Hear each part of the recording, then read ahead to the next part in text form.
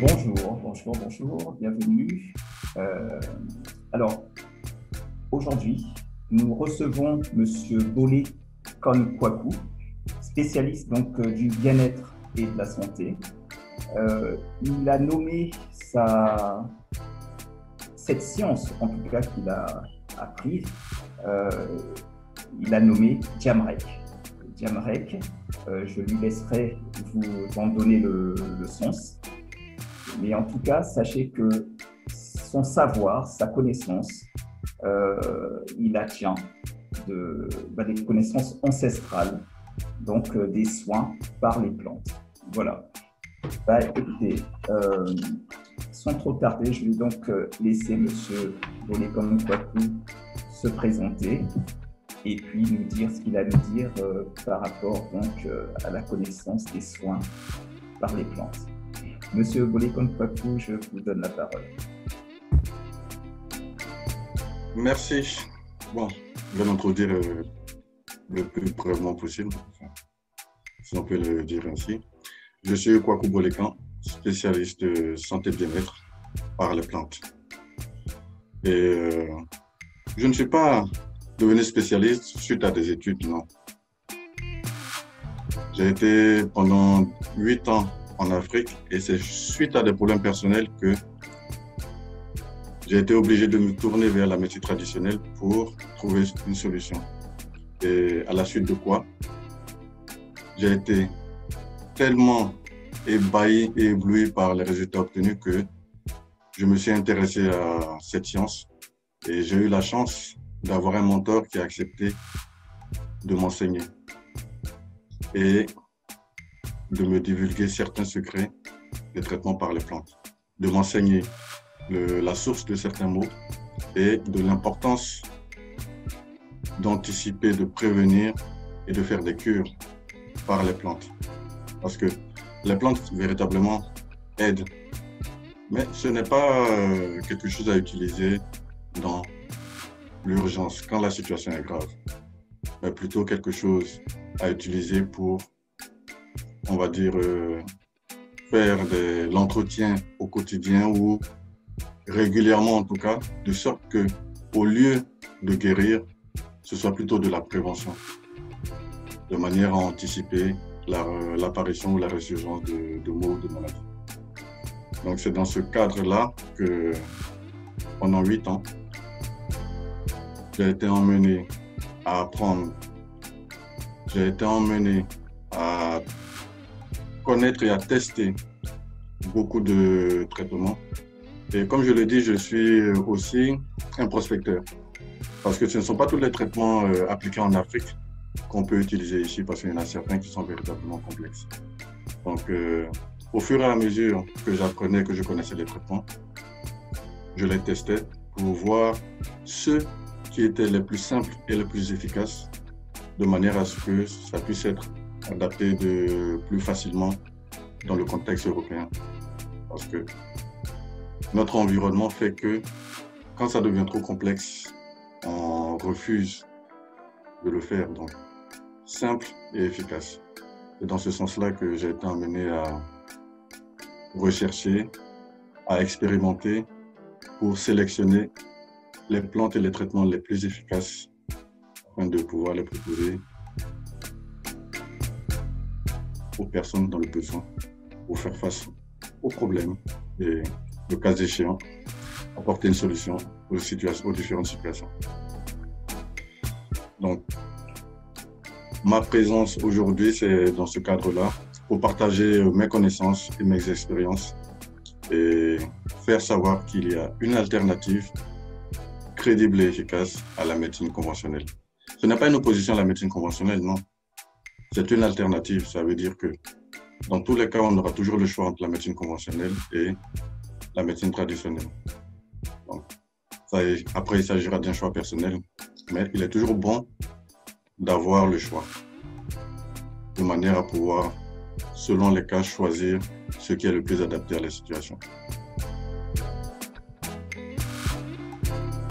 D'accord, très bien. Donc, on a vu les différents mots que vous traitez. Donc, c'est ça. Pouvez-vous nous préciser l'amplitude des mots que vous traitez donc, à partir des plantes? Ma spécialité première, ce sont les hémorroïdes. Parce que la plupart des gens connaissent les hémorroïdes comme étant une maladie. Alors qu'en fait, les hémorroïdes, ce n'est pas une maladie, c'est un organe. Donc, je peux dire que nous avons tous des hémorroïdes. Mais ce que la plupart des gens connaissent, c'est une inflammation hémorroïdaire, des complications hémorroïdaires. Et cette complication-là est très méconnue et n'est pas très maîtrisée par la médecine conventionnelle, alors que c'est quelque chose qui se soigne de manière plutôt facile en Afrique. Et ces complications hémorroïdaires ont des conséquences dans le corps que la médecine conventionnelle ignore. Donc, véritablement, je me suis spécialisé dans le traitement des hémorroïdes. Et au-delà de ça, je me suis intéressé à d'autres maladies qui touchent et qui véritablement changent le quotidien des personnes, telles que l'hypertension, telles que le diabète, telles que les douleurs lombaires, parce que ce sont des choses qui véritablement influent sur le quotidien des personnes touchées. Donc, de manière globale, ce sont mes domaines de compétences: hémorroïdes, hypertension, diabète, douleurs lombaires. Ça, véritablement, ce sont les domaines que je peux dire que je suis un spécialiste en la matière. D'accord. Alors, douleurs lombaires, vous avez dit, et aussi diabète, vous avez dit? Diabète. D'accord. L'hypertension. Et concernant le diabète, c'est le diabète de type 1 ou type 2, ou c'est de façon générale le diabète? De manière générale, le diabète, parce que dans les deux cas, soit c'est une insuffisance d'insuline, c'est-à-dire que le pancréas ne fonctionne pas correctement, soit c'est une mauvaise, on va dire, l'inefficacité de l'insuline produite dans le corps qui provoque ce diabète-là. Dans les deux cas, c'est dû au pancréas. Donc, si on règle le problème à la source, que ce soit le diabète de type 1 ou le diabète de type 2, la situation sera jugulée. Donc, véritablement, il n'y a pas de différence dans le traitement. C'est-à-dire que il s'agit seulement du diabète. Et la plante fera son effet. Et c'est généralement un traitement qui dans le temps, qui est long, où c'est assez rapide. Au bout de combien de temps? J'imagine que selon les individus, ça peut varier, mais généralement, au bout de combien de temps on peut espérer obtenir un résultat? La sensation de bien-être, généralement, est rapide. 1 semaine, 2 semaines, tout au plus. Le corps nous dit « je me sens mieux ». Mais ce n'est pas un processus qui est rapide. C'est-à-dire que malgré le fait qu'on se sent mieux, c'est dans le temps qu'on consolide les acquis. Donc de manière générale, on va dire que le traitement par les plantes, ce n'est pas une course, ce n'est pas un sprint, c'est une course de fond. Il y a quelque chose qu'on fait dans un premier temps pour stabiliser sa situation et ensuite qu'on continue régulièrement afin de prévenir la résurgence du mal. Ce n'est pas une solution miracle qui va aujourd'hui donner des résultats extraordinaires et ces résultats vont perdurer sans aucune autre action derrière, non. Les résultats seront là, certes, mais il faut entretenir cela. C'est une discipline qu'il faut acquérir. Ce n'est pas quelque chose de définitif qu'on fait une fois pour toutes. Non. Une fois qu'on a les résultats, si on veut que ces résultats soient les mêmes et qu'on en profite le plus longtemps possible, il faudra régulièrement ce que j'appelle faire des cures, c'est de l'entretien. J'ai toujours coutume à comparer le corps humain à de la mécanique. Or, pourtant, c'est le contraire que je préfère, parce que la mécanique a été copiée du corps humain. Pourtant, toutes les plus belles mécaniques, toutes les mécaniques les plus performantes ont besoin d'un entretien régulier. Que la mécanique ait un problème ou pas. On entretient régulièrement, on on change les pièces s'il le faut, même si elles ne sont pas totalement usées, on les change afin de maintenir cette mécanique-là la plus performante le plus longtemps possible. Et c'est exactement la même chose pour le corps humain. Malheureusement, on a l'impression que le corps humain est une mécanique qui est infaillible et on se laisse aller pendant de longues périodes sans entretien et on s'étonne qu'au bout d'un certain moment, il y ait des défaillances. C'est normal, puisqu'il n'y a pas d'entretien. Les plantes que vous utilisez, c'est des plantes que vous faites venir d'Afrique ou est-ce que vous estimez que de toute façon, les plantes, il y a souvent des équivalents. Il y en a, j'ai entendu des spécialistes aussi comme vous qui disent qu'il y a des équivalents des fois, à défaut de faire venir une plante entre guillemets d'Afrique. Quelquefois, il y a des équivalents ici. Alors, je vous pose la question à vous parce que je sais que vous avez une connexion avec l'Afrique. Ce n'est pas compliqué de pouvoir obtenir des plantes. Mais est-ce que, justement, dans votre thérapie, quelquefois, vous pouvez composer aussi avec des plantes qui sont ici? Dans mon cas, non. C'est spécifiquement avec des plantes qui viennent d'Afrique. Et comme je l'ai fait remarquer premièrement, ce sont des plantes qui ont été spécifiquement sélectionnées pour leur efficacité. Donc, au niveau de l'équivalence, ça va être difficile à trouver. Je ne dis pas que ça n'existe pas, mais c'est difficile. Il faut véritablement être ce que j'appelle un alchimiste des plantes pour pouvoir trouver un équivalent. On peut trouver des équivalents qui vont agir, mais avoir la même efficacité, ça sera difficile. Parce que justement, ces plantes ont été spécifiquement sélectionnées pour leur capacité à faire un travail remarquable. Sinon, de manière générale, comme je le dis, sur le continent africain, il y a forcément des équivalents. Mais la difficulté, c'est comment dire ça? C'est de repérer, c'est de trouver ces équivalences afin de les appliquer. Or, ce n'est pas quelque chose de facile. Mais c'est une certitude que dans nos contrées, que ce soit au Cameroun, que ce soit en Centrafrique, que ce soit au Congo, en Angola, ou bien de tant qu'il y a de la nature, il y aura des plantes qui auront la capacité de traiter ces maux-là. Mais il faut trouver les personnes qui ont la capacité de reconnaître et de déceler ces plantes-là. Parce qu'il ne s'agit pas de dire, non, je connais une plante qui a le même effet. Oui, elle semble avoir le même effet, mais est-ce que ça a le même effet? Parce que pendant ce temps-là, le mal, lui, il continue à s'aggraver. Donc, le conseil que je pourrais donner, même si on a des connaissances, c'est de s'adresser véritablement à des personnes qui maîtrisent cela. Ça tombe bien que vous disiez ça parce qu'effectivement, en général, nous les Africains, nous sommes habitués à ces traitements, enfin, en tout cas ceux qui ont vécu, ne serait-ce qu'en Afrique, nous savons qu'on soigne à travers les plantes. Et ce fait-là est en même temps un défaut parce que justement, nous pensons du coup qu'on peut se passer de spécialistes. On a tous un petit remède qu'on a hérité de notre grand-mère et à partir de là, on estime que on n'a pas besoin de spécialistes, il suffit d'appeler sa tante, sa grand-mère et on aura un remède. Donc effectivement, c'est important que les gens distinguent le petit remède de grand-mère, comme on dit, parce que en Occident, on en parle, les remèdes de grand-mère, et puis il y a aussi les spécialistes.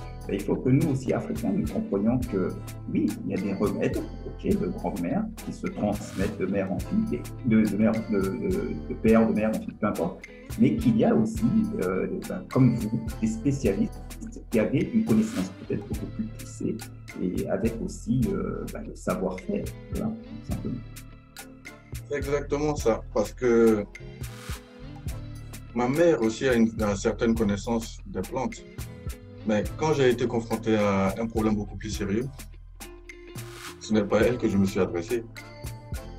Malgré tout le respect que j'ai pour ses connaissances, ses connaissances, ses compétences sont limitées. Donc forcément, quand on est confronté à une situation où on a besoin de compétences et de connaissances spécifiques, il est mieux de s'adresser le plus rapidement possible à une personne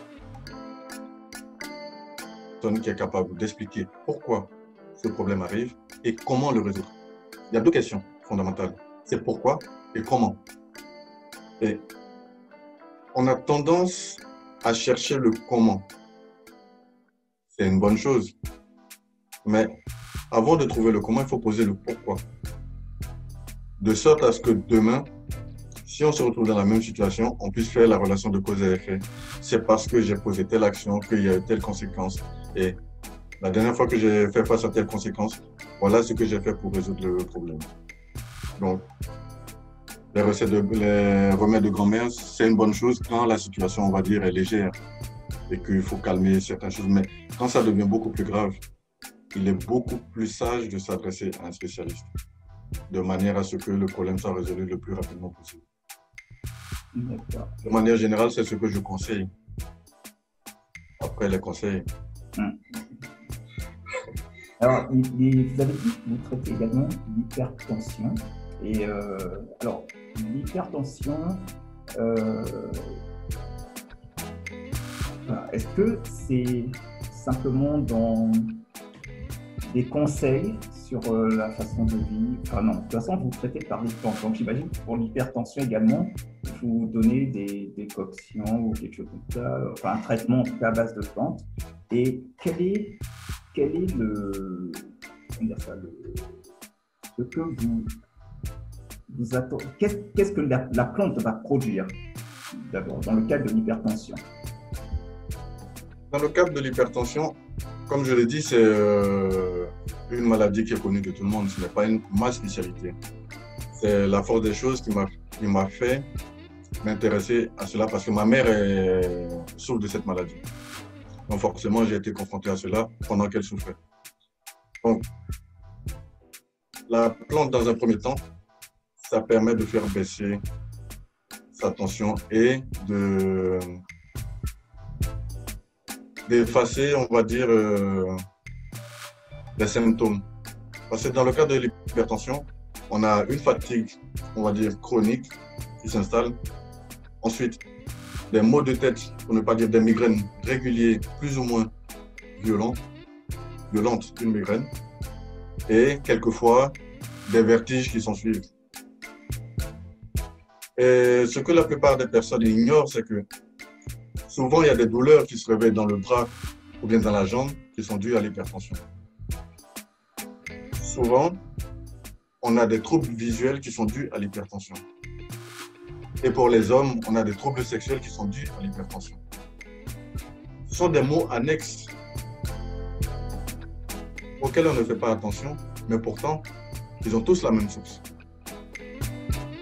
Donc, en utilisant la plante, ça va réguler la tension. Dernièrement, il y a celle que j'appelle ma petite maman, c'est la mère de mes petits frères et sœurs, qui avait une tension de 19. Elle a suivi le traitement. 1 mois et demi après, elle est partie voir son cardiologue. Elle avait une tension de 11. À telle enseigne que son cardiologue pensait qu'elle suivait un traitement très lourd. Dans la mesure où, quand on a une hypertension de 19 et 20 dans ces alentours-là, il est très difficile de descendre à 11. Généralement, on essaie de faire descendre à 15, 14 pour essayer de juguler la tension. Mais passer de 19 à 11, c'est quelque chose qui est très rare. Donc, c'était incroyable pour lui. Et il pensait qu'elle suivait un traitement tellement lourd que ça a fait drastiquement baisser sa tension. Non, c'est la capacité de la plante.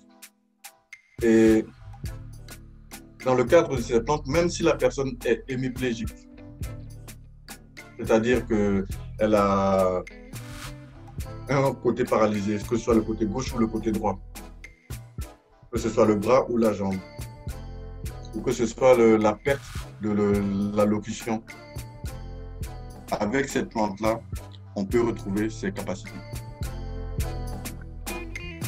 Mais ce n'est pas quelque chose qui va se faire du jour au lendemain.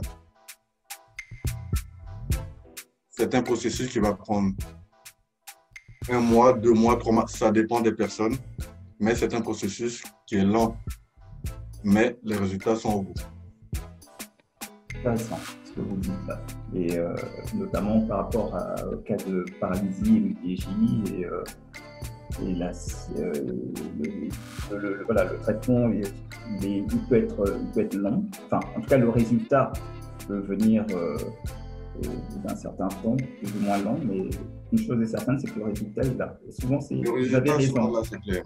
Vous avez raison avec les plantes, c'est souvent ça. Mais à la différence que avec les plantes, quand c'est quelque chose qui est maîtrisé, c'est l'avantage que la plupart des personnes n'ont pas conscience. Il n'y a pas d'effet secondaire. Moi, j'ai vécu un drame personnel.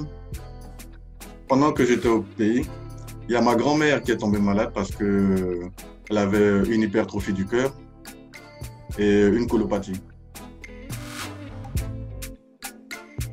Et elle en est décédée. Mais le drame, c'est que les médicaments qu'on lui a prescrits pour son cœur et pour son estomac ont causé un ulcère et c'est l'ulcère qui l'a tué. Donc finalement, la solution a été son bourreau. C'est le point le plus important dans le traitement avec les plantes, c'est que on peut se traiter, avoir des résultats exceptionnels sans effets secondaires. Ça, c'est très important à souligner. Quand c'est maîtrisé, quand la plante est connue, on le traite sans effet secondaire. Si tu as trop bu, le lendemain, tu vas uriner, c'est fini. Si tu as trop mangé, le lendemain, tu vas à la selle, c'est fini. Il n'y a pas de cas où on te dit 10 ans plus tard, non, c'est parce que tu t'es traité aux plantes qu'il y a des effets secondaires, il y a des conséquences. Non. L'avantage avec les plantes, c'est ça. C'est traité au naturel, c'est l'assurance de suivre son traitement, de guérir sans effet secondaire. Et ça, c'est très important à souligner. D'accord. C'est un des critères à prendre en compte quand on choisit un traitement. Surtout quand le traitement doit être long. Parce que plus on ingère des comprimés, plus on a de chances d'avoir des effets secondaires. Donc, ça aussi, ce sont des paramètres à prendre en compte quand on choisit de faire un traitement. Oh, mais vous prêchez un convaincu parce que voilà, j'ai eu un frère qui a été traité justement pour son diabète à partir des plantes et qui a. Et ce que j'ai souvent tendance à dire, c'est qu'avec les spécialistes comme vous qui traitez à partir de plantes, souvent le résultat, puisqu'on parle de maladie, on guérit de son mal.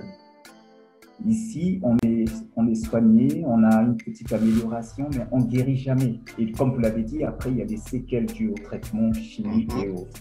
Mais moi, pour témoigner, effectivement, l'avantage avec les plantes, c'est que généralement, quand c'est bien fait, on guérit. C'est exactement ça. On guérit et on sait comment juguler son mal.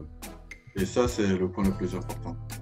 Donc, on va dire qu'aujourd'hui, je vais commencer par ma spécialité, c'est-à-dire les hémorroïdes et ses conséquences dans le corps. Et il y a 3 points que je vais aborder. Il y a les hémorroïdes en elles-mêmes, il y a les yeux, les douleurs lombaires. Et bon, l'hypertension, lui, on n'a pas besoin de faire une présentation longue parce que c'est juste une solution. Donc, la maladie est connue, donc il n'y a pas de... C'est juste une solution. Mais les hémorroïdes, par contre,